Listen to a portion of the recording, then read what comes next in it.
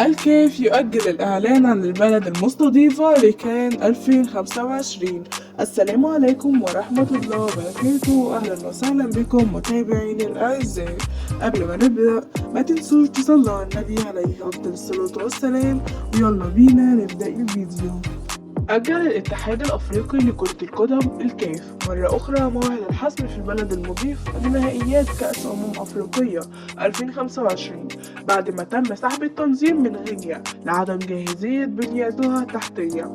وأكدت مجلة جول إفريق أن هيئة موتسيبي أجلت تحديد موعد إعلان عن البلد الذي سيحتضن كأس أفريقيا 2025 من 16 مارس القادم برواندا بمناسبة المؤتمر التنفيذي للفيفا الذي سيشهد إجراء الانتخابات التي ترشح لها فقط جياني إنفانتينو.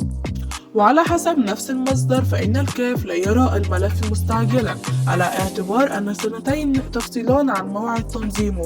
وخلصت المجلة إلى أن الكاف ينتظر تقارير لجان التفتيش لشركة التدقيق المسؤولة بعد زيارة البلدان المتقدمة لاحتضان البطولة وهي المغرب وجنوب أفريقيا والجزائر والملف الثنائي للبنين ونيجيريا من أجل الحسم في أحقية المستضيف. وتم تأجيل الإعلان عن البلد المستضيف لهذا الحدث في مناسبتين سابقتين بعدما كان مقررا في 10 من فبراير يتم التأجيل إلى 15 مارس الجاري على هامش مؤتمر الفيفا التي ستستضيفه رواندا قبل أن يتم تغيير الموعد في مناسبة ثالثة.